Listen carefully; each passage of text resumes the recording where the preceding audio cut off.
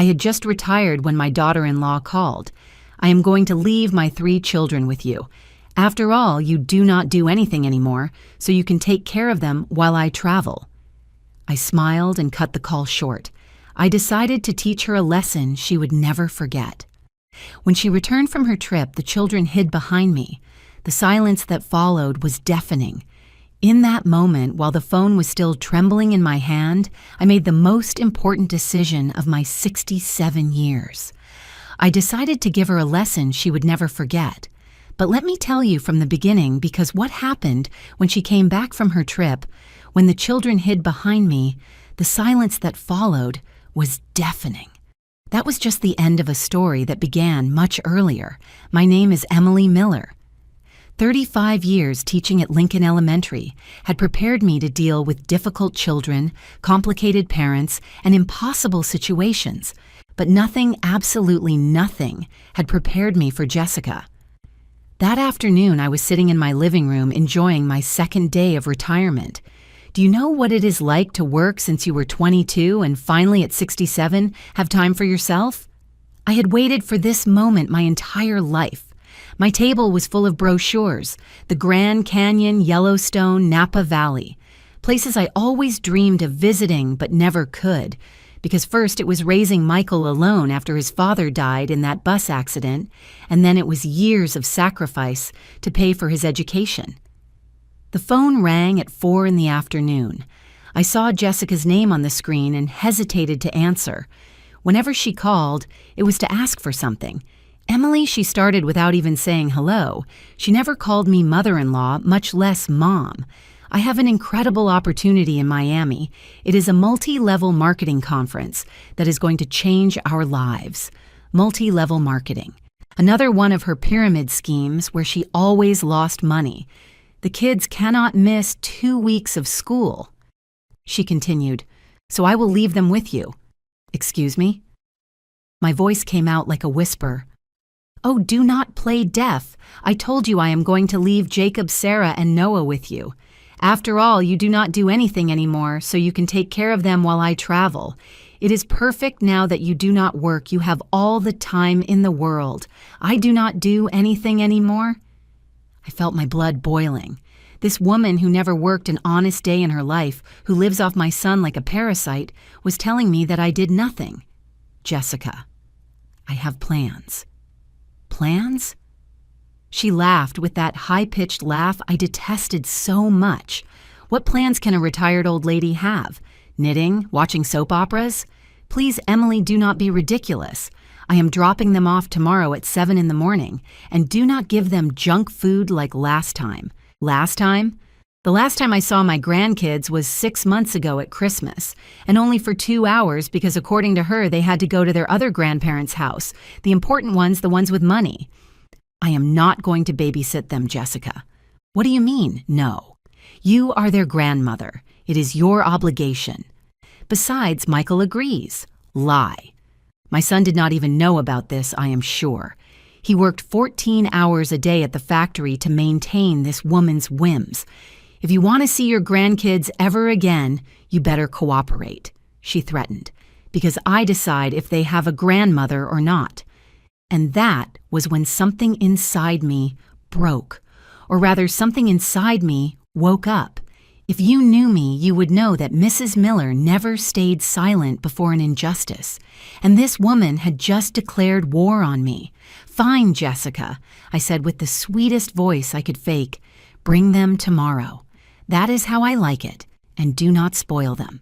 You know they are difficult children, but that is because you never knew how to raise Michael. If he had had a decent mother—" I hung up before she finished the sentence.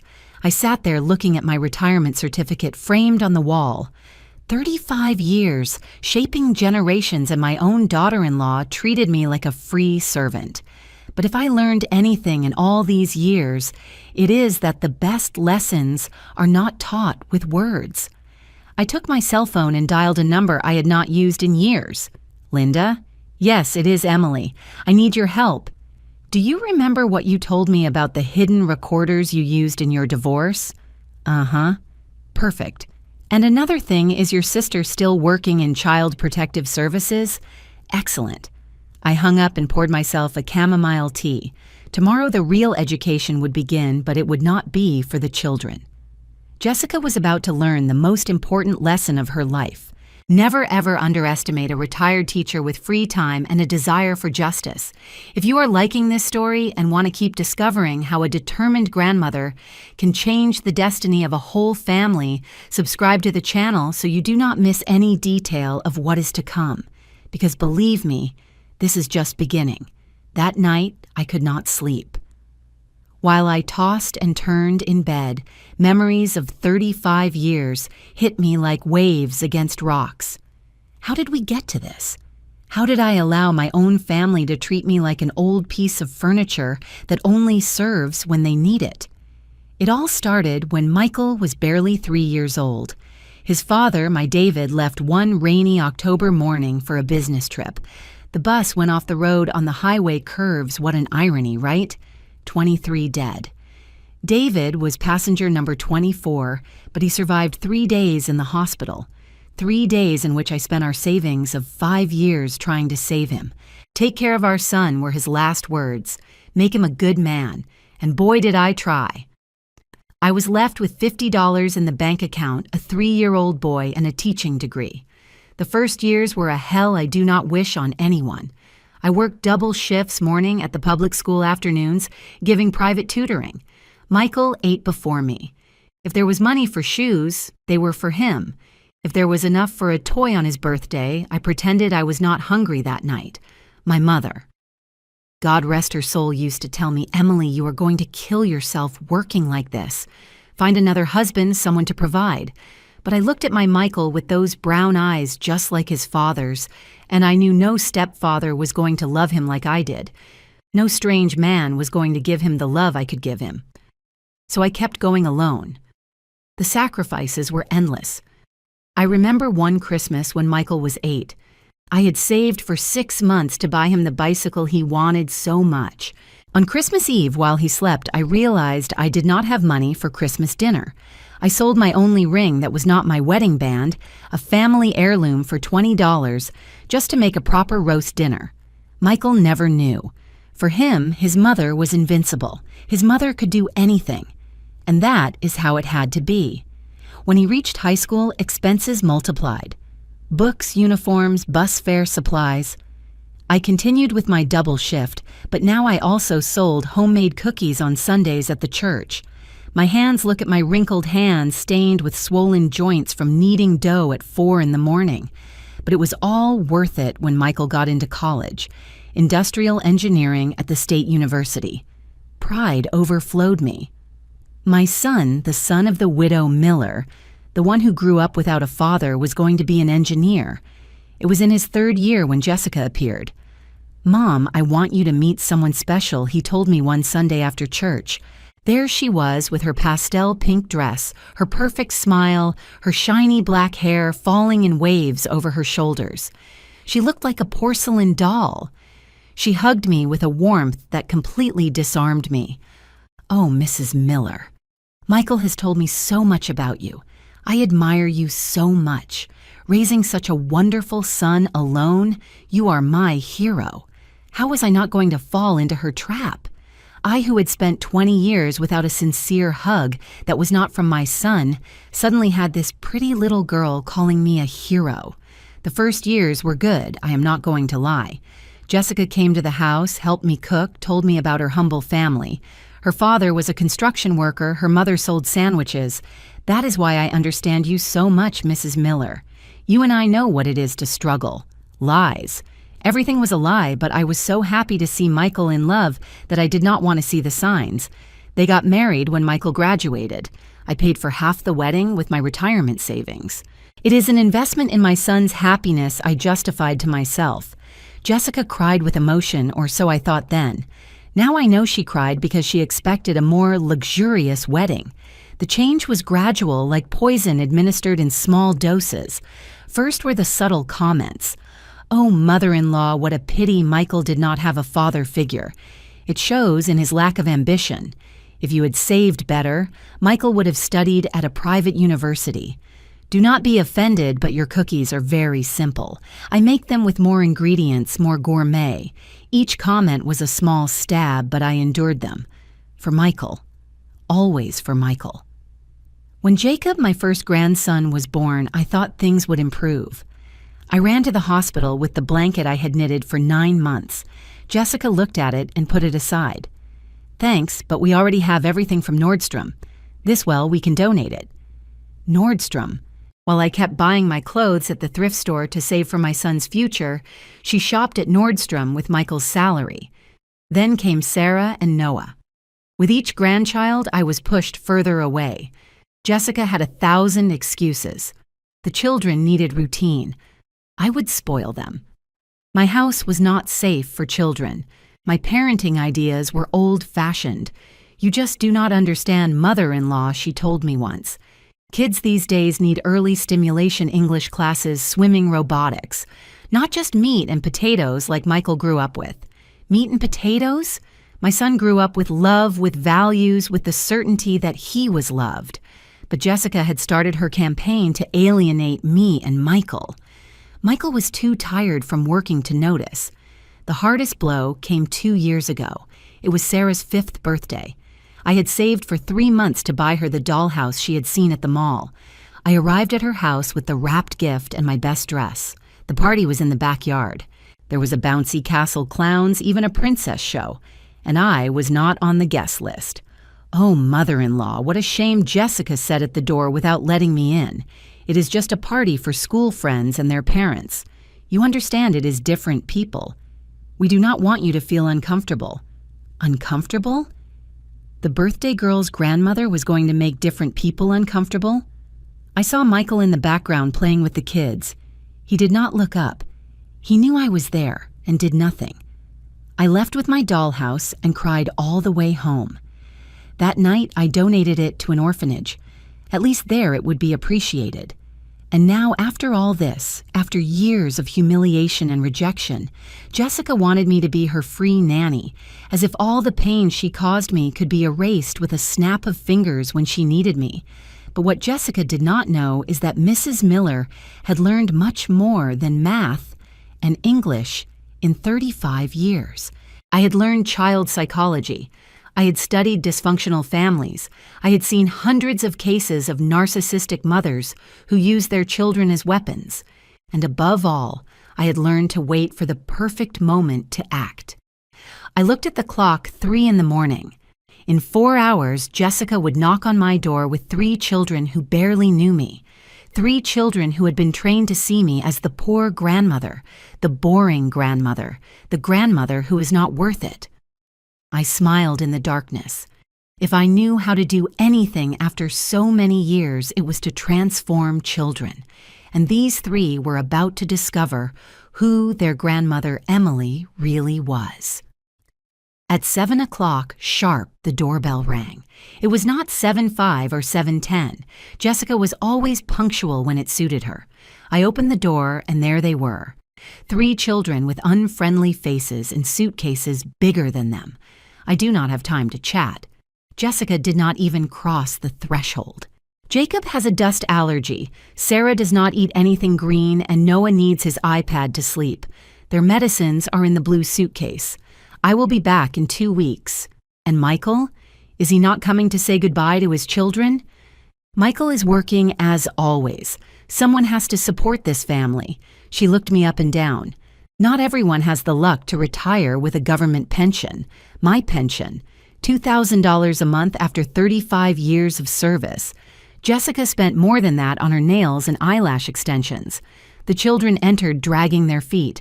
Jacob, 12 years old, with his cell phone glued to his face.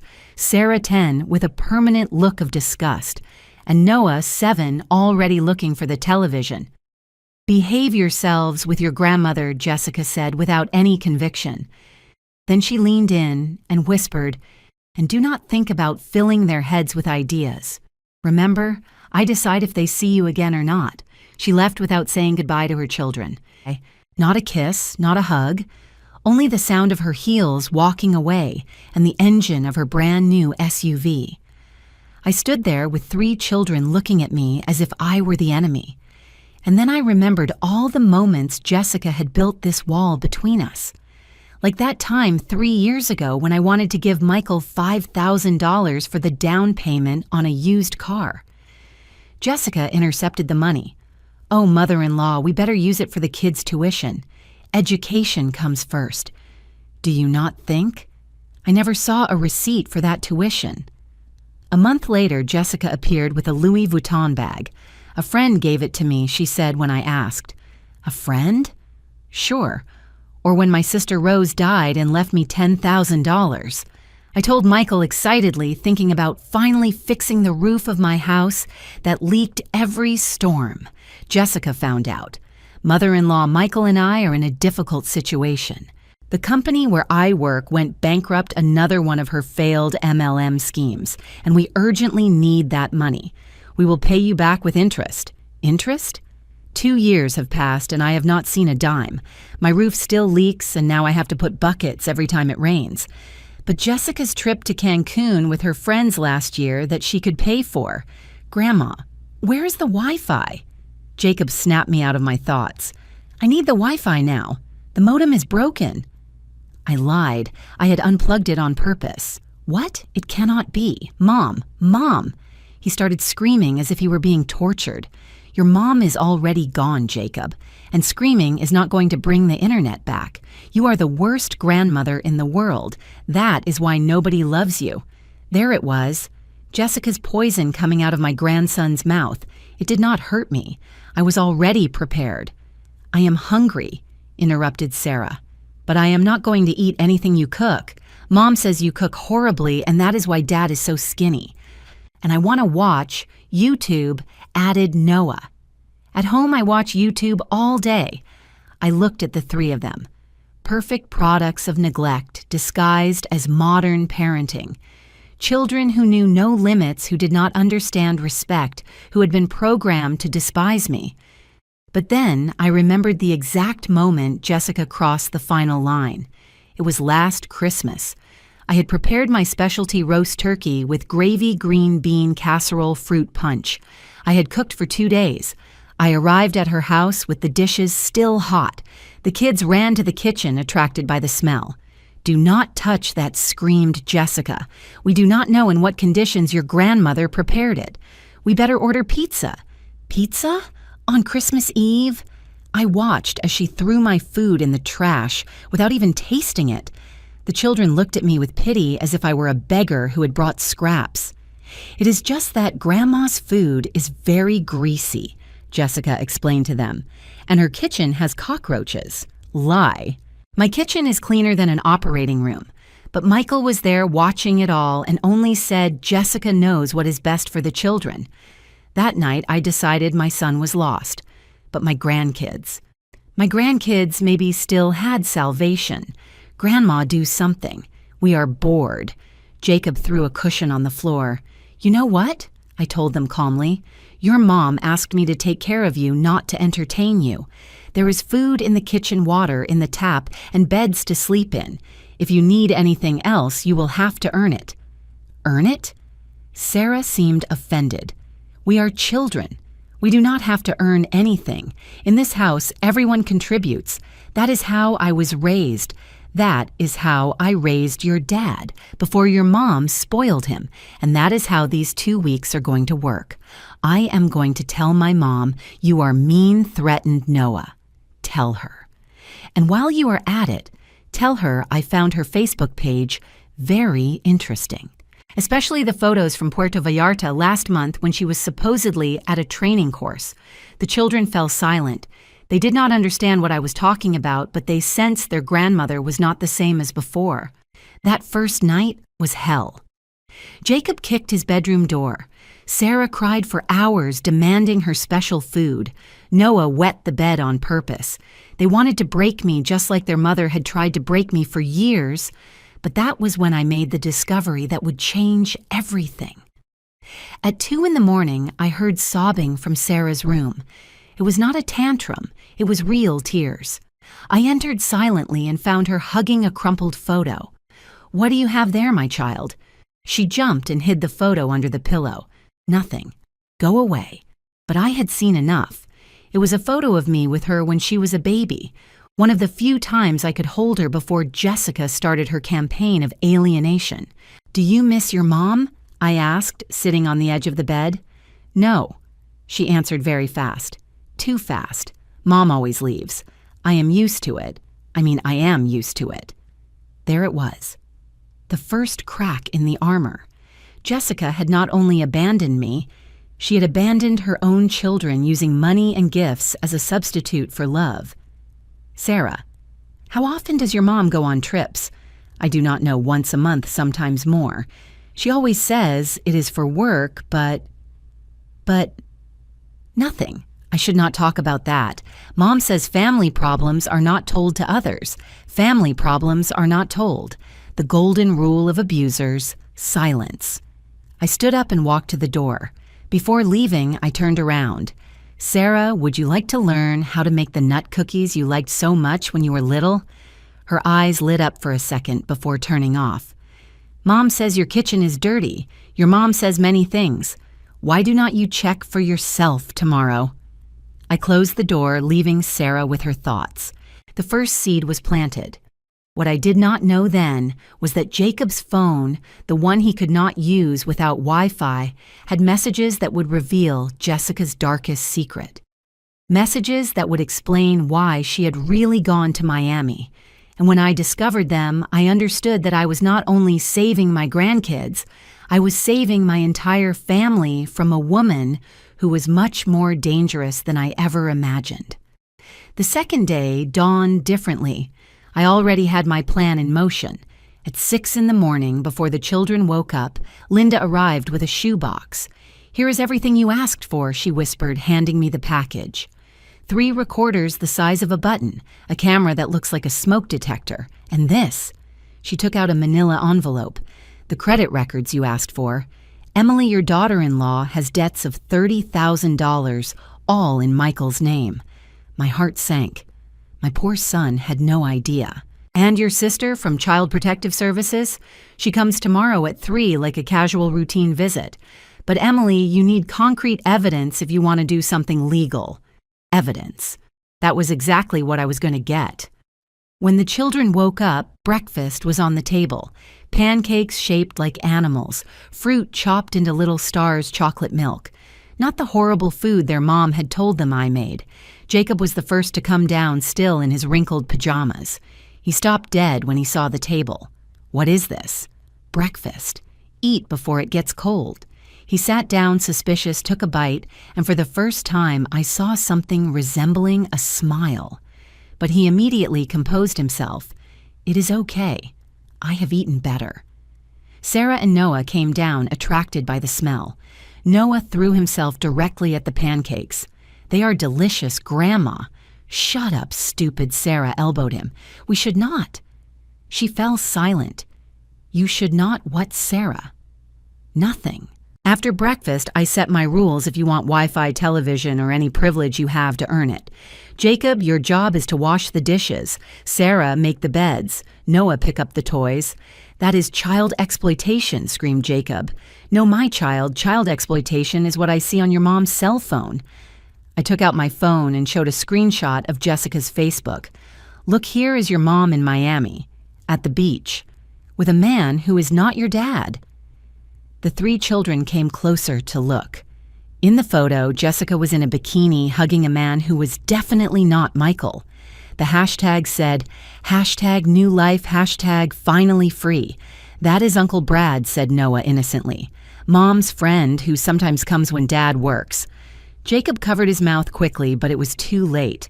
The second piece of the puzzle had just fallen into place. "Uncle Brad," I asked casually, "how often does Uncle Brad come? We should not talk about that." Jacob looked at me with panic. "Mom said if we told about Uncle Brad, Dad would get very sad and could die of sadness." My God, the level of manipulation was worse than I thought. "Kids, your dad is not going to die of sadness. Adults do not work like that. But I need you to tell me the truth about everything. It is important." "Why?" Sarah crossed her arms. "Why do you want to know?" "Because I love you, and when you love someone, you protect them. And right now, you need protection." It was Noah who broke first. The youngest, the most innocent, the one who was not yet completely contaminated. "Grandma, why does Mom say you are mean if you make such yummy pancakes?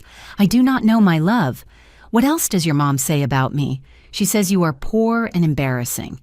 That is why we cannot visit you. She says your house smells bad and that you are a bitter old woman who ruined Dad's life."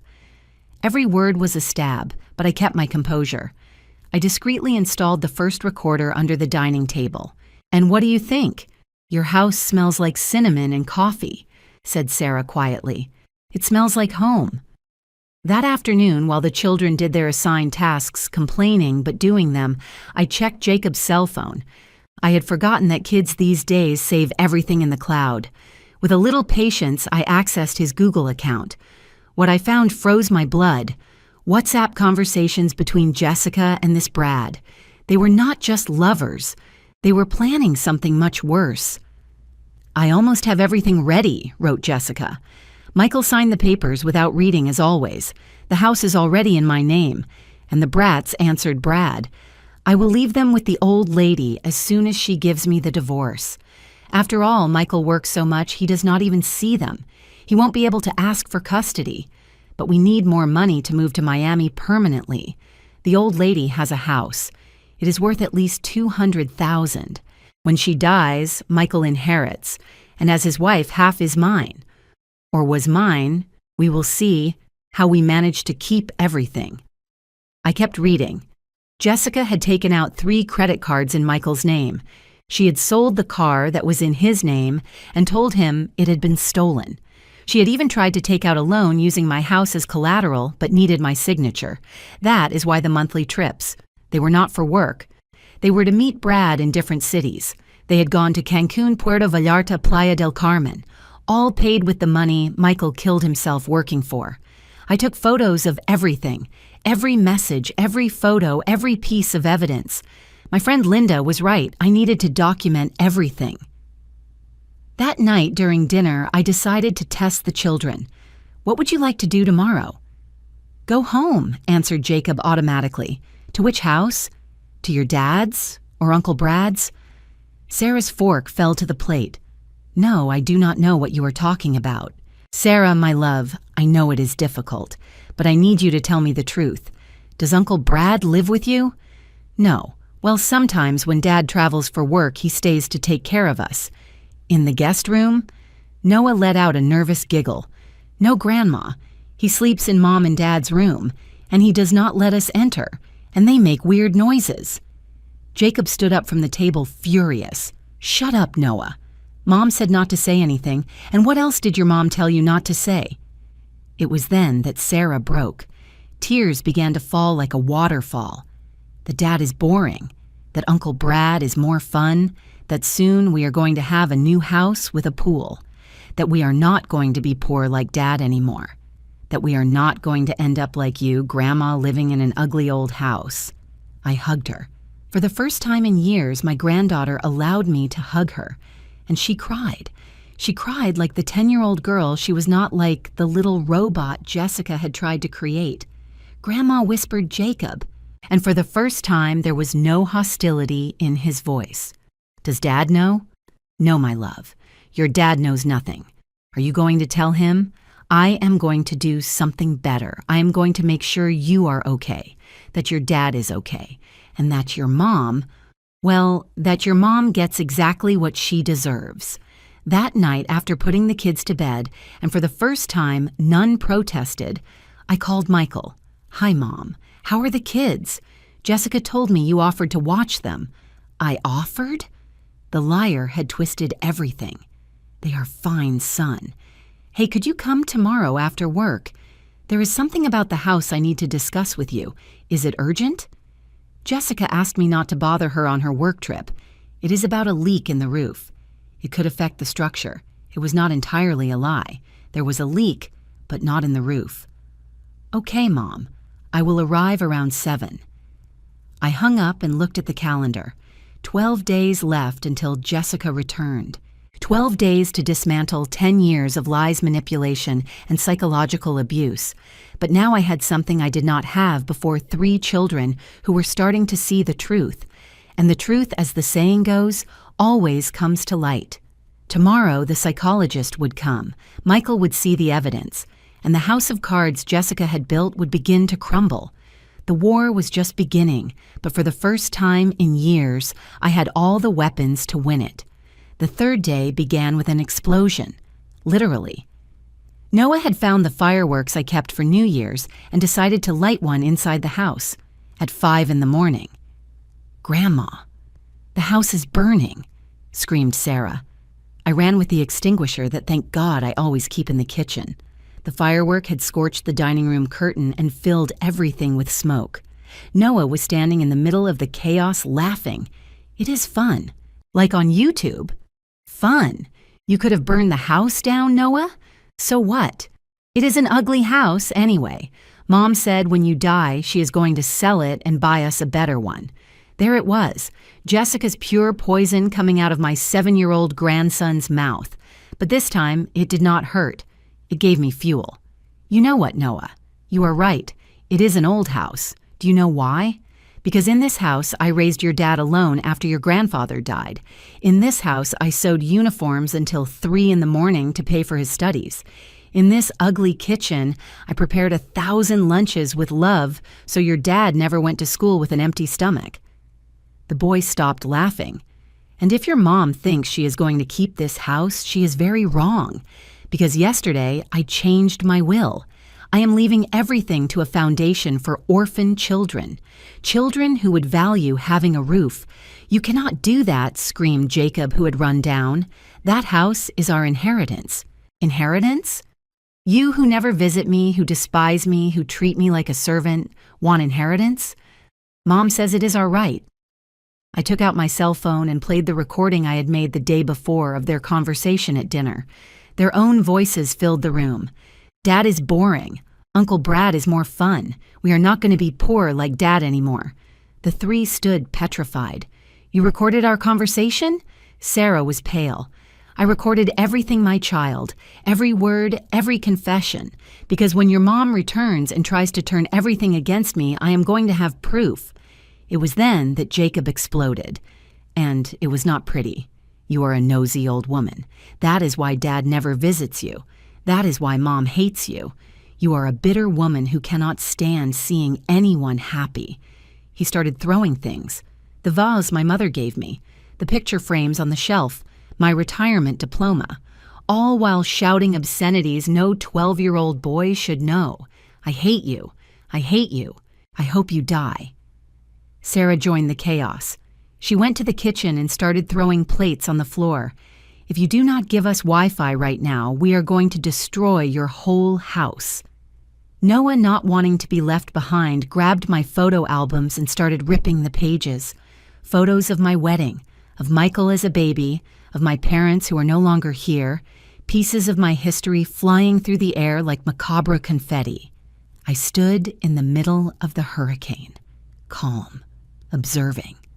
The hidden camera Linda had installed was recording everything. After 20 minutes of destruction, the three were exhausted, panting among the rubble of my living room. Are you finished? I asked calmly. They looked at each other, confused by my lack of reaction. Now you are going to clean everything. Every broken piece, every destroyed photo. And while you do it, you are going to think about this. Your mom left you here because she does not want you. If she wanted you, she would not have gone with Uncle Brad to Miami. If she wanted you, she would not use you as weapons against your dad. If she wanted you, she would not teach you to hate the only person who really cares about you. You do not care about us, screamed Jacob. Oh no. Who do you think convinced your dad not to sell the house when he lost his job 3 years ago? Who lent him money to pay your tuition when Jessica spent the money on her trips? Who has been saving money for your college since you were born? I took 3 savings books out of the drawer, one in each name. Jacob $5,000, Sarah $4,000, Noah $3,000. Every month from my $2,000 pension, I save $100 for each of you. Since I cannot see you, at least I can secure your future. But you know what? Tomorrow I am going to the bank to cancel these accounts. That money I'm going to give to children who do value other people's effort. Jacob grabbed his book with trembling hands. $5,000? For me? They were for you. Not anymore. It was Sarah who broke first. Grandma, we did not know. You did not know, or you did not want to know. It is easier to believe your mom's lies than to think for yourselves, right? At that moment, the doorbell rang. It was Laura Linda's sister from Child Protective Services. Good morning, Mrs. Miller. I am here regarding the call we received about possible child neglect. The children turned white. Come in, officer. As you can see, the children just had an episode. Laura observed the destruction, took out her camera, and started taking photos. The children did this. Mom says it is their way of expressing themselves, murmured Noah. Your mom encourages them to destroy other people's property? Mom says Grandma is old and it does not matter what she thinks, answered Sarah. Laura took notes. And where is your mom now? In Miami. On a work trip, said Jacob automatically. Work? I took out my cell phone and showed Jessica's Facebook. New photo, she and Brad toasting on a yacht. A lot of work, as you can see. Laura reviewed the photos, the conversations I had printed, the bank statements with the debts. Her expression became increasingly serious. Children, I need to speak with each of you separately.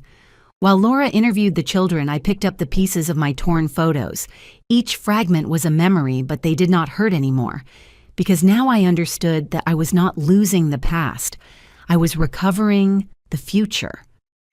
An hour later, Laura came out of the room where she had been with Jacob. Mrs. Miller, these children are suffering severe emotional abandonment. The psychological manipulation is evident. The oldest is on the verge of depression. The girl has chronic anxiety and the little one. Well, the little one is acting out what he sees. What can I do? For now, document everything. When the father comes, I need to speak with him. And when the mother returns, well, I am going to have to open a formal investigation. After Laura left, I found the 3 children sitting on the stairs. They no longer looked like the little tyrants who had arrived. They looked like what they really were, scared and abandoned children. Are they going to take us away from our dads? Asked Noah with a trembling voice. I sat with them on the stairs. No, my love. No one is going to separate you from your dad. But things are going to change. It is going to hurt. Change always hurts. But sometimes it is necessary. Grandma Jacob would not look me in the eyes. About Uncle Brad, Dad is going to die of sadness if he finds out. No, my child. Your dad is stronger than you think, and he deserves to know the truth. We all deserve the truth. That afternoon, while they cleaned the mess they had made this time without protesting, I heard Sarah whisper to Jacob, "What if Grandma is right? What if Mom really does not love us?" "Shut up," answered Jacob, but his voice no longer had conviction. Mom has to love us. She is our mom." But even he doubted now. The armor of lies was starting to crack. That night after dinner, in silence, Noah approached me with something in his hands. It was a torn photo he had tried to stick with tape. The photo of his dad on his graduation day. "I am sorry, Grandma. I tried to fix it." I hugged him. For the first time since he arrived, my youngest grandson hugged me back. We can fix many things, Noah. But first we have to accept that they are broken.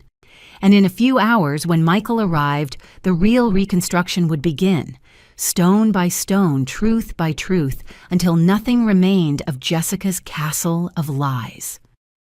Michael arrived at 7:15. He came directly from work with his engineer uniform stained with grease and his eyes sunken from fatigue. When I saw him at the door for a moment, I saw the 8-year-old boy crying because the other kids made fun of his patched shoes. "Hi, Mom. Where are the kids?" "Doing homework in the dining room."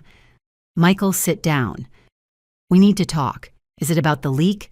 Can I check it quickly?" "It is not the leak in the roof, son. It is the leak in your marriage." He froze. "What are you talking about?" I put a folder on the table. Inside, the screenshots of Jessica's conversations with Brad, the credit card statements she had taken out in his name, the Facebook photos of her work trip in Miami. Michael took the papers with trembling hands. With each page, he turned his face, lost more color. This has to be a mistake. Jessica is at a sales conference. Michael, my love, Jessica is in Miami with her lover. The children know. They have known for months. The children? His voice broke. Him, Uncle Brad, who comes to watch them when you travel. The one who sleeps in your bed. The one your children have had to endure in silence because their mother threatened them that you would die of sadness if you found out. I saw the exact moment my son broke. He did not cry. He did not scream. He just sank into the chair as if someone had cut the strings, holding him up. "I am an idiot," he whispered. "A complete idiot. No son. You are a man who trusted the wrong person. But now you have to be strong. For your children." "Dad?" Jacob was at the door. He had heard everything. Michael looked up, and for the first time in years, he really looked at his son. Not the spoiled child Jessica had created, but the scared teenager who desperately needed his father. "Jacob's son, we already knew, Dad. We have known for a long time." Sarah and Noah appeared behind their brother. The three stood in the doorway as if they were afraid to approach. "Come here." Michael opened his arms. And for the first time I do not know how long I saw my grandkids run to hug their father. The four cried together while I prepared coffee. Sometimes tears are the first step to healing. That night, after Michael took the children to sleep early, I stayed alone planning the next phase. Jessica had underestimated the retired teacher, but now the teacher was going to give her a lesson she would never forget. The following days were intense. Michael took vacation, the first in 3 years, and practically moved into my house with the children. Together, we implemented what I called Project Respect. First schedules. Up at 7, breakfast at 8, educational activities, lunch, free time, earned with good behavior dinner, and bed at 9. But at home, we sleep whenever we want. Protested Sarah the first day. "That is why you are how you are," I responded. "The brain needs routine to feel safe." Second responsibilities. Each child had tasks appropriate for their age. Jacob helped with the garden. Sarah in the kitchen, Noah organized the games. "This is exploitation," murmured Jacob while pruning the plants. "No, this is family corrected, Michael. In a family, everyone contributes. Third, real consequences. If they did not comply, no Wi-Fi. If they screamed, time out. If they broke something, they repaired it or paid with their allowance. But most importantly, family sessions with the psychologist Linda had recommended. Dr. Patricia came to the house 3 times a week.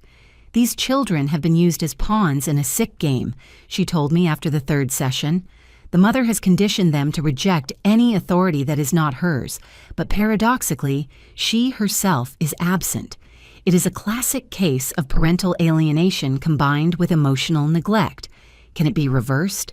With time, patience, and a lot of love. But yes, it can. And little by little, it started to work." On the 5th day, Sarah asked me to teach her how to make nut cookies. While we were kneading, she started talking. "Grandma, why does Mom hate you so much? She does not hate me, my child. She fears me. She fears you? Why? Because I represent everything she is not. I worked all my life, built something with my hands, raised a son with values.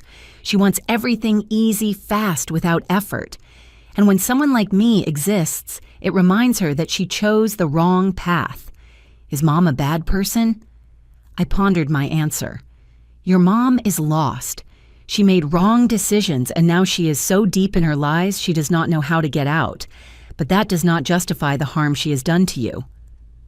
On the 7th day, Jacob approached while I was sewing Noah's uniform. "Grandma, can I ask you something?" "Of course, my child. Why did you never defend yourself? All these years when Mom spoke badly of you, why did you never say anything? Because I thought keeping the peace was more important than being right. It was a mistake. Sometimes silence is not peace, it is complicity with abuse. Do you regret it?" "I regret not acting sooner, but I do not regret acting now." On the 8th day, something extraordinary happened. Noah, my youngest grandson, the most damaged by neglect, brought me a drawing. It was our family, Michael, the 3 kids, and me in the center. Jessica did not appear. "And your mom?" I asked softly. "Mom is traveling," he answered. "She is always traveling. But you are always here." That night, Michael and I had a conversation we should have had years ago. "Mom, I am so sorry. I failed you as a son. No, Michael, I failed you as a mother. I should have taught you to recognize the signs. I should have protected you better. How did I not see what was happening? Because love blinds us, son. And because manipulators are experts at making us doubt our own perception. What am I going to do when she returns? That is what we are preparing for. I have a plan. And boy, did I have a plan." With Linda's help, I had contacted a lawyer specializing in divorces involving parental alienation.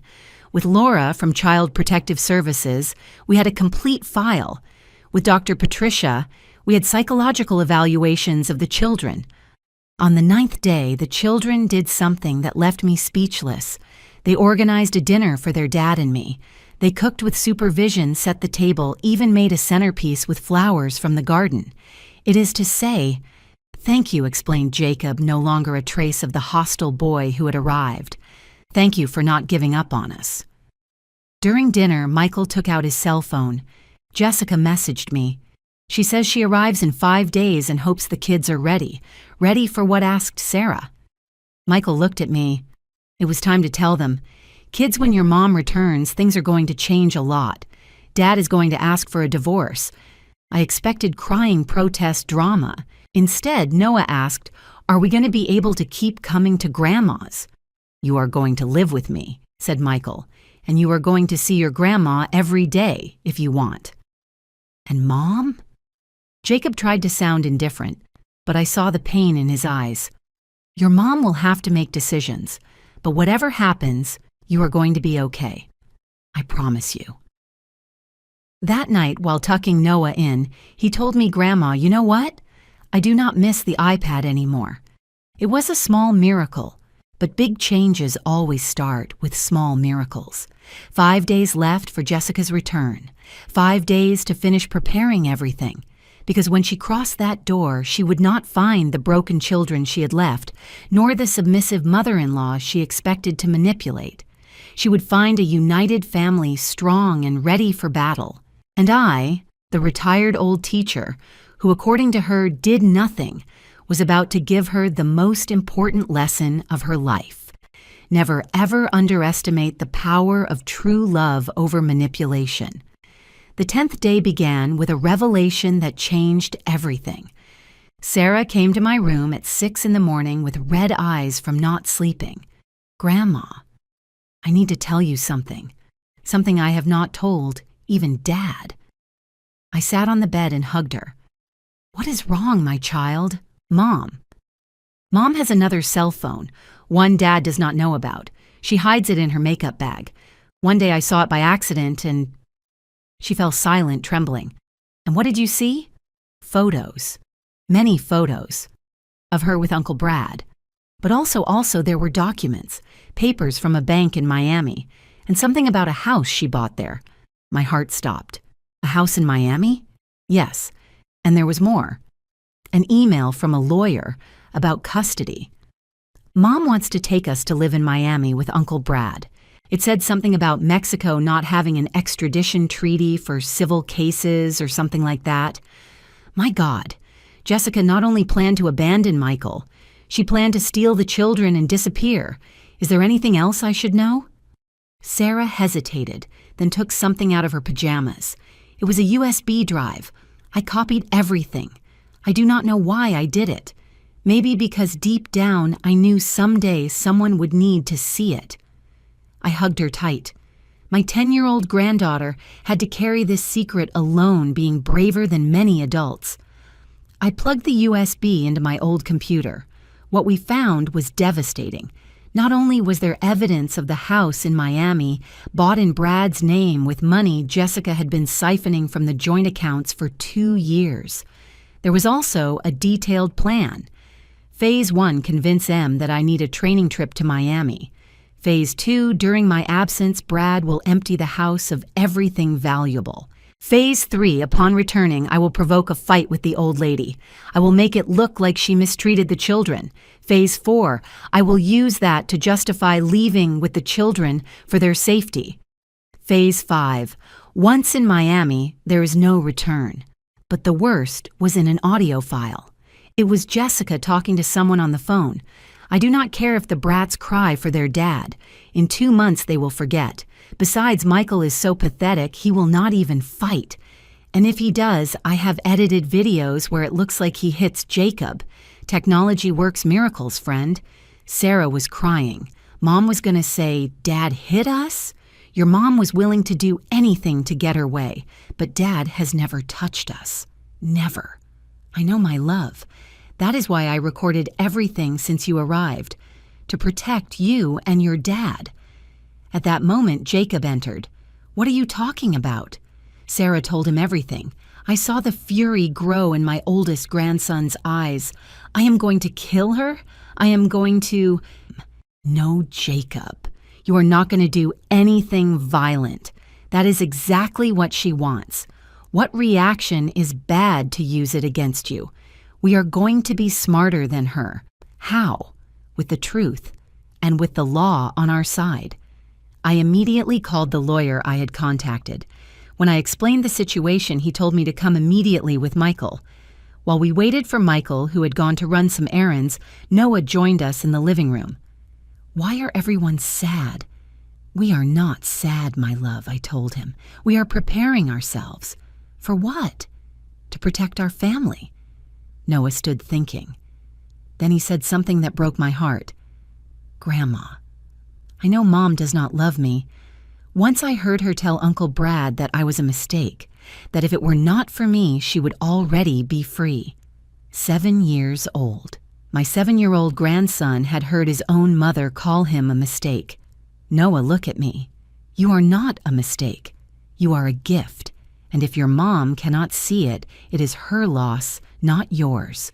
Then why did she have me? Jacob answered before me to trap Dad. Mom got pregnant with you just when Dad had asked for a divorce the first time. Dad had already wanted a divorce? Sarah was surprised. 3 years ago. I heard them fighting.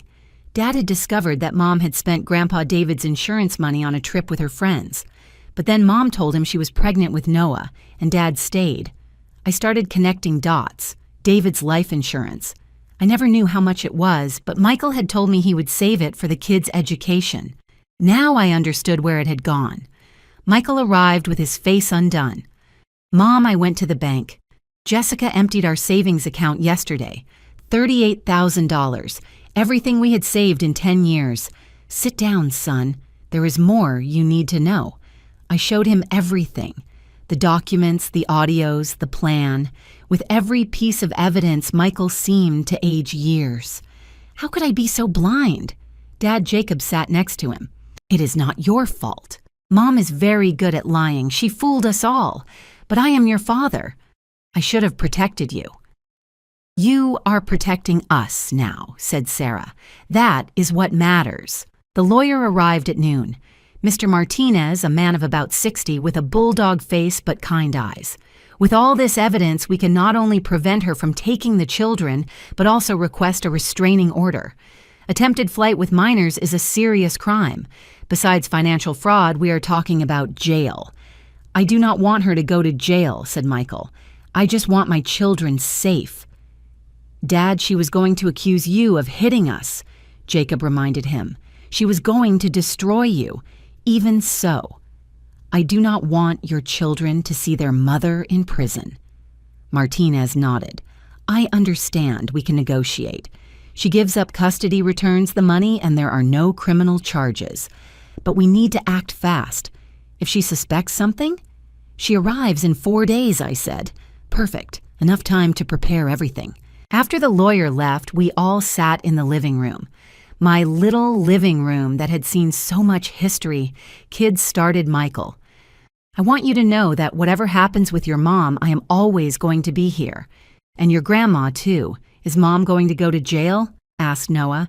We do not know, but she is going to have to face the consequences of her actions. Are we going to see her again? Sarah tried to sound indifferent, but it was her mother, after all. That will depend on her and on what the judge decides is best for you. That night, while eating stew that I had made with Sarah's help, Jacob said something that filled me with pride. "Grandma, thanks for not giving up, for fighting for us when not even we did it. I will always fight for you. Always." "You know," added Sarah, "these have been the best days of my life. For the first time, I feel like a family." "Me too," said Noah with his mouth full of stew. "And Grandma's food is not horrible. It is the best in the world." We laughed. For the first time in years, we laughed like a family. But while the kids watched a movie in the living room, Michael and I had a more serious conversation in the kitchen. "Mom, I am scared. What if Jessica becomes violent? What if she tries to take the children by force?" "That is why we have the plan. The day she arrives, the children will be at Linda's house. The police will be alerted. The lawyer will be present. She will not be alone with them for a minute. And if the kids miss her later, and if they hate me for separating them from their mother, the children will miss the mother they never had, not the one they have. And with therapy and love, they will heal. We will all heal." I looked at my grandkids in the living room, curled up on the couch, watching the movie. In 10 days, they had changed so much. They were no longer the little tyrants who had arrived. They were children, just children who needed love and limits. 3 days left for Jessica's return. 3 days to finish armoring these children legally. Because what Jessica did not know was that while she enjoyed herself in Miami, here, an army had been raised. An army of love, truth, and justice. And we were ready for war. The last 3 days before Jessica's return were the most intense and beautiful of my life. It was as if the universe had given us this time to build the foundations that should have existed from the beginning. Day 11 dawned rainy. While preparing breakfast, I found Jacob in the living room looking at a photo album he had rescued from the destruction of the first day. "That is Dad." He pointed to a photo where Michael was his age. Yes, he had just won the state math contest. "Look at his face of pride. He looks like me." "No, my child, you look like him. And not only physically, you have his intelligence, his nobility. Only you had buried it under pain." Jacob turned the page. There I was, 35 years old, with my first group of students. "You looked happy, Grandma." I was happy. Teaching was my passion, like cooking, like loving you. "Why did you let Mom take you away from us?" I sat next to him, out of cowardice. I thought if I did not make waves someday, she would change. But abusers do not change with submission. They get stronger. "Grandma, do you think I am like Mom? Sometimes I feel so much rage inside. Rage does not make you bad, Jacob. What you do with it is what defines who you are. Your mom uses her rage to harm. You can use it to protect, to build, to change what is wrong." That morning, we did something special. I taught them to cook my mother's mole sauce. 32 ingredients, 4 hours of preparation. A ritual I had waited to share with them for years. "Why is it so complicated?" asked Sarah while we ground the chilies. "The best things in life require time, patience, and love. There are no shortcuts for what is really worthwhile." Noah was in charge of toasting the spices. His little face of concentration was pure poetry. "It smells like Christmas," he said. "It smells like tradition," I corrected, "like history. This sauce was made by my great-grandmother, your great-great-grandmother. She survived the revolution, 2 world wars, and now lives in us. Are we history?" Noah seemed amazed by the idea. "We are living history, my love.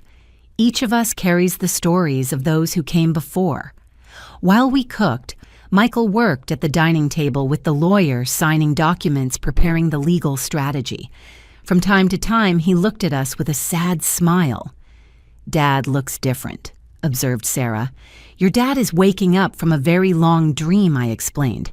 "It hurts to wake up, but it is necessary." That afternoon, Dr. Patricia came for a special family session. I want each one to write a letter to Jessica, not to send it to her, but to get out what you carry inside.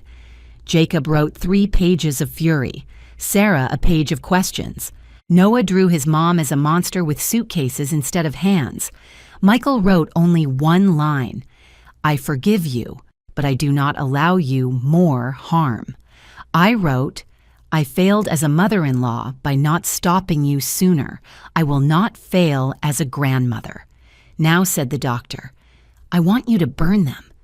Let go of the pain. In the backyard, under the light rain, we burned the letters in a clay pot.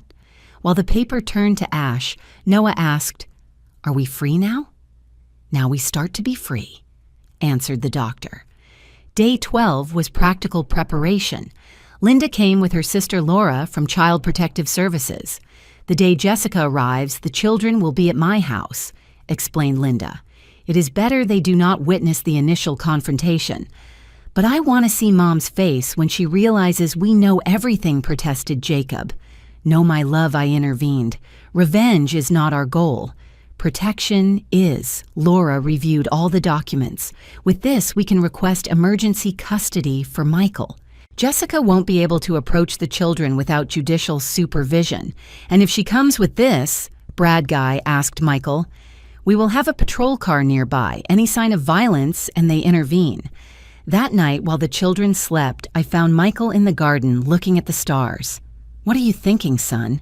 About Dad. Do you think he would be disappointed in me? Your father would be proud that you are finally doing the right thing. I took too long, but you arrived. That is what counts. Mom, how did you raise a son alone? How did you find the strength? I did not find it. I built it. Day by day, decision by decision, just like you are building it now. On day 13, the last day before Jessica's return, we decided to do something special, a real family day. We went to the park where I used to take Michael when he was a boy. The kids ran, played, got dirty. For the first time in years, I saw them simply being children. Grandma, look. Noah had climbed the highest tree. I can see the whole city. Be careful, I yelled, but Michael stopped me. Let him, Mom. He needs to feel brave. Sarah and I sat on a bench to eat corn with chili. Grandma, when Mom returns, all this is going to end. No, my child. This is just beginning. What is going to end is the fear, the manipulation, the lies. And if Mom cries, whenever she cries, Dad forgives her everything. Not this time. This time your dad has something stronger than your mom's manipulation. What? The truth. And you to protect. Jacob approached us with cotton candy for everyone. I spent my allowance, but it was worth it. That is my grandson, learning that giving is worth more than receiving. At sunset, we returned home. The children were exhausted but happy. While I prepared dinner, I heard them talking in the living room. Remember when Mom brought us here? Asked Noah. Mom never brought us here, answered Jacob. Mom never took us anywhere that was not the mall. But Grandma did, said Sarah. In just 13 days, Grandma has given us more than Mom in years. My heart swelled with love and sadness at the same time. During dinner, Michael made an announcement. Tomorrow is going to be a difficult day, but I want you to know that no matter what happens, we are family. And true families protect each other. Mom is not family, asked Noah, confused. Mom is your biological mother. But family?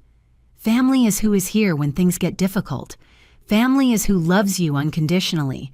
Then Grandma is more family than Mom, concluded Noah with the simple logic of children. That night, while tucking them in each one, told me something I will keep in my heart forever. Jacob said, Grandma, thanks for not giving up on me even though I was horrible to you.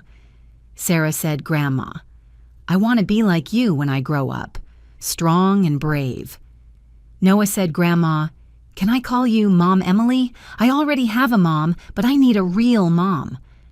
I could not hold back the tears. You can call me whatever you want, my loves. I will always be your grandma who loves you. Michael and I stayed in the kitchen until late, reviewing the plan for the next day. At 10 in the morning, I take the children to Linda's house. At 11, the lawyer comes. At 11:30, the patrol will be on the corner. Jessica said she arrives at noon, and we will be ready. Before sleeping, I looked at the photos of these 13 days I had taken with my old cell phone. The transformation was impressive. From 3 broken and hostile children to 3 healing, laughing family children. Tomorrow, Jessica would return expecting to find her submissive mother-in-law and her emotionally abandoned children. Instead, she would find the consequences of her actions. She would find that true love is always stronger than manipulation. She would find that the family she had despised had become an impassable wall protecting the children she had used as weapons. And I, the retired old teacher, was ready to give the last lesson, the most important one, the definitive one. It was 11:58 in the morning. Michael and I were sitting in the living room with lawyer Martinez by our side. The documents were on the coffee table like soldiers ready for battle. My cell phone showed a message from Linda. The children are fine, playing in the garden. They suspect nothing. At 12:03 we heard the engine of Jessica's SUV. My heart was beating so fast I was sure Michael could hear it. "Calm down, Mom," he told me, taking my hand. "She no longer has power over us." The door opened without knocking. Classic Jessica entering as if it were her house. She came tanned with a new dress that probably cost more than my monthly pension, dragging a Louis Vuitton suitcase. "Oh, it is so hot," she exclaimed, without even looking at us. "Michael, what are you doing here? You should be working." "Where are the kids? I hope you have not spoiled them, Emily. I have enough work as it is." She fell silent upon seeing the lawyer. "Who is this?" Jessica Michael stood up. His voice was firm, nothing like the exhausted man who had arrived 13 days ago. "We need to talk." "Talk about what?" "I am tired from the trip. The kids and I are going home." "The kids are not here," I said calmly, "and they are not going anywhere with you." Her face changed. The mask of sweetness cracked a little. "Excuse me?" "Michael, what does this mean?" Lawyer Martinez cleared his throat. "Mrs. Jessica, I am Mr. Martinez. I represent Mr. Michael in the divorce process and emergency custody he has initiated." "Divorce?" She let out a nervous laugh. "Michael, darling, what did your mother do to you now? You know she is old and invents things." "No, Jessica." Michael took out his cell phone and pressed play on an audio. It was her own voice. "The brats are in my way. As soon as I can, I will get rid of them." Michael is such an idiot he does not even notice. Jessica's face lost all color. That is edited. It is illegal to record someone without their consent. It is also illegal, intervened the lawyer, to take out credit cards in your husband's name without his knowledge. $30,000 in debts, ma'am. "I do not know what you are talking about." Michael put the statements on the table. 3 cards, Jessica. Everything documented. We also have, I continued, evidence of the house in Miami, the one you bought with Brad using the money you stole from the savings account. I did not steal anything. It is joint money. That you emptied without your husband's consent to buy a property in your lover's name, clarified the lawyer. That is marital fraud. Jessica looked at me with pure hate. "You. All this is your fault, you nosy old woman. You always wanted to separate me from Michael. No, Jessica, you separated yourself. I just documented your crimes." "Crimes? Please, what are you going to do? Sue me for being unhappy in my marriage?" "No," said Martinez, taking out another document. "For attempted international abduction of minors. We have your complete plan to take the children to Miami without paternal consent." Jessica staggered. She had to grab the back of the couch. "The children are mine. I gave birth to them. Children are not property," I answered. "And after 13 days with me, they made a decision." "What did you do to them? Did you brainwash them? This is parental alienation." Michael laughed bitterly. "Parental alienation? Seriously? The woman who told our children their grandmother was a dirty and poor old woman talks about alienation? I want to see my children. Now." "No." Michael's voice was pure steel. "First, we are going to establish the rules." Martinez opened his briefcase. "Ma'am, you have two options. First, accept the divorce, give up custody, return the stolen money, and leave without making a scene. In exchange, we do not file criminal charges. And the second, we fight in court. With the evidence we have, you will not only lose the children, but you will face charges for fraud, attempted child abduction, and psychological violence. 3 to 5 years in jail." Jessica dropped onto the couch. For the first time since I met her, I saw her without a mask, and what I saw was pathetic, an empty woman who had built her life on lies. "You cannot do this to me. I have rights." "The children also have rights," I said. "Right not to be manipulated, used, emotionally abandoned. I never abandoned them." "Oh no? How many trips have you taken this year, Jessica?" 18. "We have it documented. 18 times you left your children to go with Brad. That is a lie." I took out my cell phone and showed the Facebook photos. She and Brad on every trip while her children stayed with the neighbor, with anyone but their father or grandmother. The children know everything, Jessica. They know about Uncle Brad. They know he sleeps in their dad's bed when he is not there. They know you call them brats. They know you plan to take them to Miami. I want to talk to them. "Not as long as you do not sign the papers," said Michael. Jessica took out her cell phone. "I am going to call Brad. He is a lawyer. He is going to defend me." "Go ahead," said Martinez.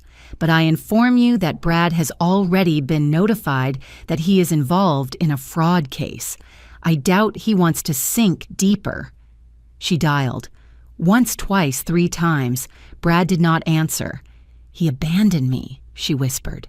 "The wretch abandoned me." "Like you abandoned your family," I said. She stood up abruptly. "This is not going to stay like this. I am going to get my children back. I am going to—" "Mom?" We all turned around. In the doorway was Sarah. She had escaped from Linda's house. "My love." Jessica ran towards her, but Sarah backed away. "Do not touch me." "Sarah, my child, what did they do to you? What did this old woman tell you?" "Grandma did not tell me anything. You said it all. In your messages with Uncle Brad. In your lies. In every time you left us. I worked to give you a better life? No. You traveled with your lover while we believed we were orphans with living parents." Jacob and Noah appeared behind their sister. Linda came running behind them. "I am sorry, Emily. They escaped when I got distracted." "It is okay," I said. "Maybe they needed to do this." Jessica tried to approach Jacob. "Son, my love, your little sister is confused." "No, Mom. The one who is confused is you. If you think we are going back to you, I am your mother." "A mother does not call her son a mistake," said Noah with his little voice. "I heard you. You told Uncle Brad I was a mistake." Jessica paled. "No, I did not. You are inventing. A mother does not steal her children's college money," added Jacob. "A mother does not use us as an excuse for her lies," continued Sarah. "A mother protects us," the 3 said in unison, like Grandma. The silence that followed was deafening. I could hear the tick-tock of the wall clock, the hum of the refrigerator, even Jessica's ragged breathing. "You are going to pay for this, Emily, I swear. You do not know who you are messing with. I know perfectly well who I am messing with a narcissist who confused kindness with weakness. But it is over, Jessica. Sign the papers and leave. And if I do not want to—" Michael stood up. "Then we see you in court, and believe me, with what we have, you will not only lose the children, you will lose everything." Jessica looked at her children one more time. For a moment it seemed she was going to cry. But narcissists do not cry for others, only for themselves. She grabbed the papers, signed them with fury, and threw them on the table.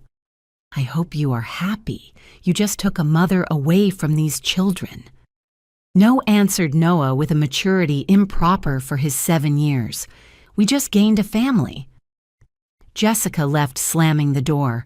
The engine of her SUV roared and drove away, taking 10 years of toxicity with it. The children ran to hug their dad. The 4 cried, hugging, while I prepared chamomile tea for everyone. Is she gone forever? asked Sarah. I do not know, answered Michael honestly. But if she returns, it will be on our terms. And if she does not return? Noah's voice trembled. I sat with them on the floor, something I had not done in years. If she does not return, we will keep moving forward. Because love is not begged for my children. Love is given freely, or it is not love. Jacob looked at me. Grandma, are you okay? I am better than okay, my child.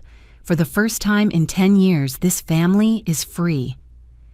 That night, while we ate the tamales, we had prepared days before, Michael raised his glass of hibiscus water. To Grandma, to the woman who saved us all. To Grandma screamed the children. But I raised my glass for something else. To the truth. Because in the end, the truth always wins. And while I looked at my family, my true family gathered around my humble table, I knew all the pain had been worth it. The teacher had given her last and most important lesson. It is never too late to defend what you love. 3 weeks had passed since Jessica left slamming the door. 3 weeks of peace that were broken one Thursday afternoon when she appeared without warning, but this time, she did not come alone. I was in the garden with the children teaching them to plant tomatoes when we heard voices at the entrance. I demand to see my children. I have a court order. Michael had gone to work. We were alone. But I was no longer the same defenseless woman as before. Kids go inside the house. Now. But Grandma? Began Jacob. Now. They obeyed. From the window, 3 scared little faces watched. In the entrance were Jessica, a man I assumed was Brad, and a woman with a folder. Mrs. Miller, the woman, introduced herself. I am from Social Services. We received a report of child abuse and neglect against you, of course. Jessica's counterattack. Perfect, I answered calmly. Come in, check whatever you want. Jessica smiled with malice. I also reported that my husband is an alcoholic and violent, and that you cover for him. Brad added, we have witnesses who will confirm everything. Witnesses? I laughed. Paid how much? The social worker, a young woman named Patricia, seemed uncomfortable. Ma'am, I need to speak with the children alone. Of course. But first, can I show you something? I took out my cell phone and played a video. It was from day 3 when the children destroyed my living room. It was clearly seen how I remained calm while they acted violently. This is what Jessica calls abuse, not responding to violence with violence. Patricia watched attentively. The children did this? Ask them. Ask them also why they did it. That proves nothing, screamed Jessica. This old woman has threatened them. At that moment, Michael arrived. He had left work early. Behind him came Lawyer Martinez, and to my surprise, Laura from Child Protective Services. Patricia Laura greeted her colleague. What are you doing here? Did we receive a report? Yes, we were notified. That is why I came. This family is under my supervision since 3 weeks ago. I have a complete file. Laura took out a thick folder. Psychological evaluations of the children therapy reports, evidence of emotional abandonment by the mother attempted international child abduction. That is false. Jessica was losing control. We also have this. Michael took out his cell phone. Recordings of Jessica admitting the reports are false. He pressed play. It was a conversation between Jessica and Brad from that same morning recorded because Brad, trying to save himself, had started recording everything. It does not matter if it is true or not, said Jessica's voice. I just need CPS to believe me to get the brats back. With them in my power, Michael will give me whatever I want. Brad went pale. You told me you did not know I was recording? Imbecile. Jessica slapped him. Patricia, the social worker, was open-mouthed. Mrs. Jessica, this is very serious. Making false reports is a crime. I want to talk to my children.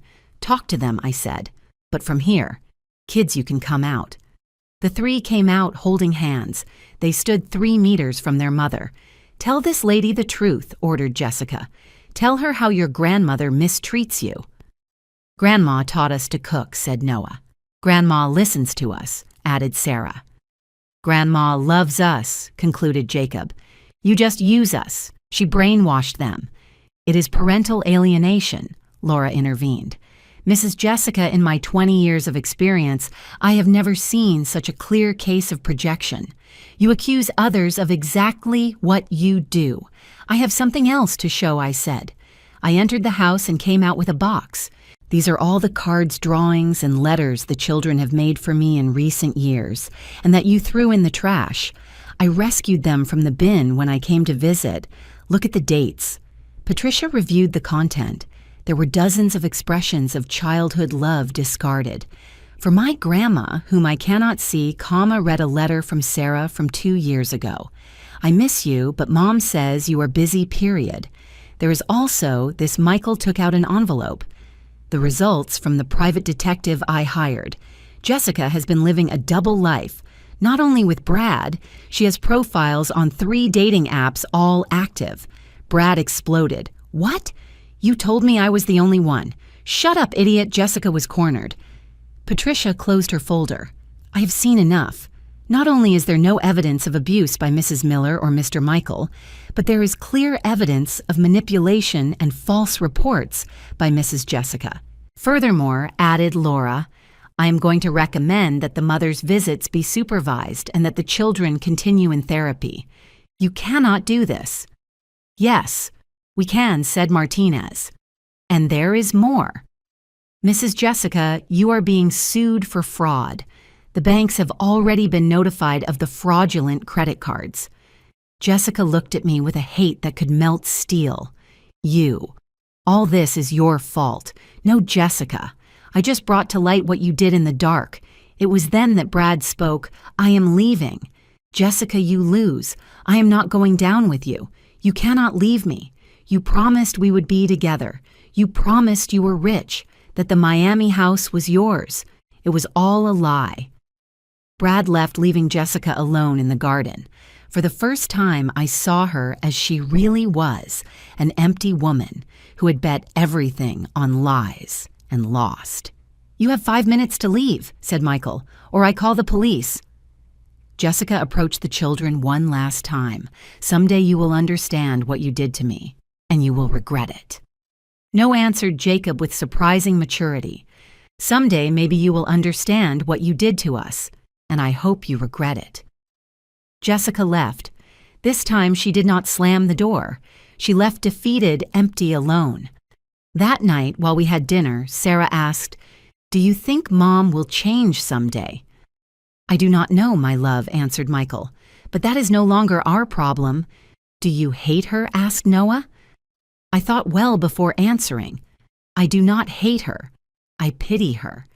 Imagine living your whole life without being able to love truly, without knowing real happiness. That is her prison, one she built herself. 6 months later, it was Saturday morning, and my house was full of laughter. Not only my grandkids, but 6 other neighborhood children. My living room, the same one that was once destroyed in a fit of rage, was now a small art workshop. Grandma Emily, look at my painting. A 5-year-old girl showed me her work, a smiling sun over a house.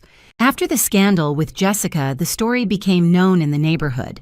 But instead of negative gossip, I received support. And when I mentioned I miss teaching, moms started asking if I would give private lessons. Now I had Emily's Art Cottage, painting, crafts, and traditional cooking classes for children. I charged fairly $20 per class, but the real pay was seeing those happy faces. Mom Michael entered with coffee and cookies for everyone. He had changed so much. The exhausted and defeated man now smiled, had gained weight healthily, and his eyes shone. How is the class going? Perfect. Like everything lately. The divorce had been finalized 3 months ago. Jessica did not fight anymore, especially after the banks sued her and she had to declare bankruptcy. The last news we heard was from Sarah, who saw her on Facebook working as a caregiver for the elderly in another state. The irony is delicious, Jacob had commented when we found out. Now she has to take care of old people for minimum wage. Do not mock, I scolded them. Honest work dignifies. Maybe that will help her find herself. The children had blossomed. Jacob was on the honor roll, Sarah had joined the volleyball team, and Noah had discovered a natural talent for music. My old piano finally had someone to play it. Grandma Noah approached me during the class break. "Can I ask you something?" "Of course, my love."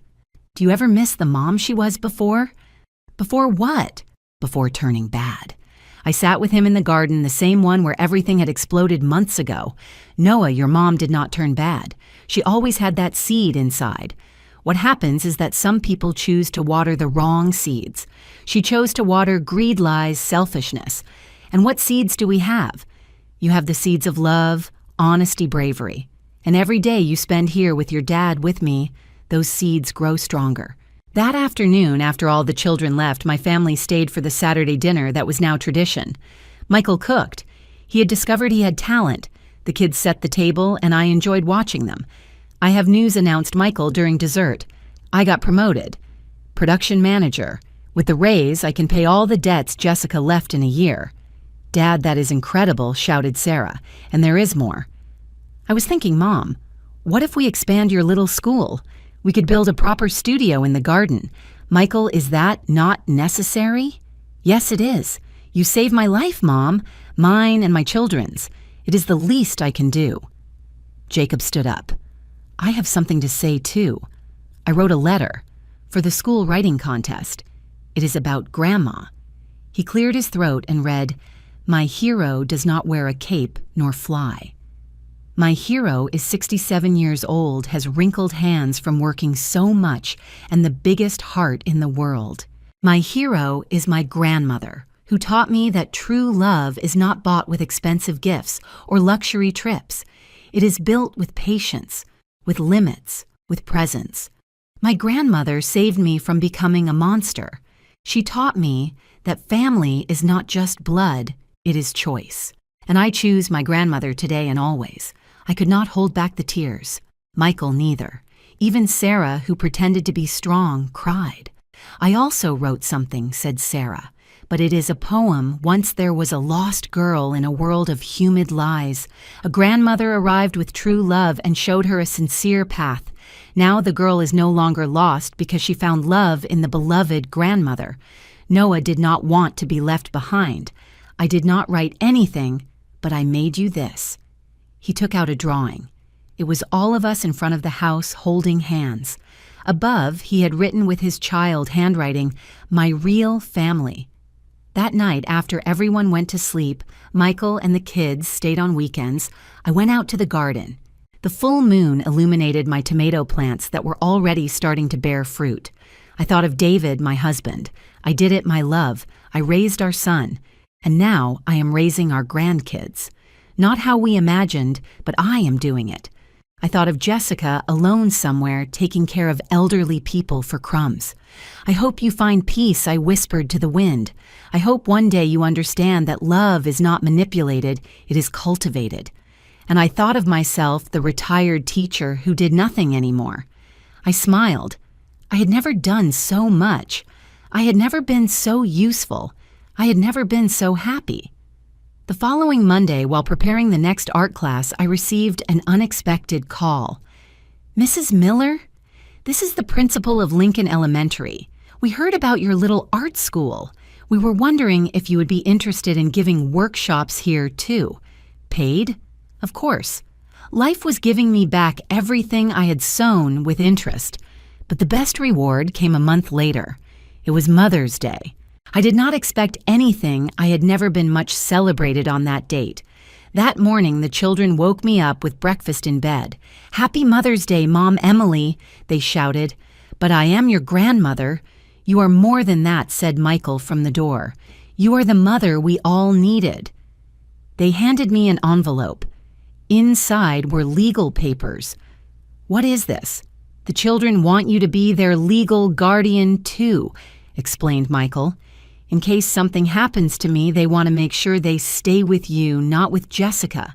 "It was our idea," clarified Jacob with pride. I cried. I cried like I had not cried since David died. But these were tears of pure joy. While we ate breakfast all together on my bed, which almost broke from the weight, Noah asked Grandma, "Are you happy?" I looked around. My recovered son, my healing grandkids, my house full of life and purpose. I am more than happy, my love. I am complete. And it was true, because in the end, it was not Jessica who lost. It was us who won. We won freedom. We won peace. We won true love. The teacher had given her last lesson, but the learning would continue forever. Because that is family, a classroom where we never stop learning to love. If this story touched your heart, if it reminded you that it is never too late to defend what you love, if it inspired you to set healthy boundaries, share it. Leave your comment telling us where you are reading from. Sometimes grandmothers who seem to do nothing are the ones holding the whole world together. And remember, respect is not begged, for it is earned. And when someone does not offer it, it is time to demand it. Subscribe for more real-life stories where true love always finds a way to win.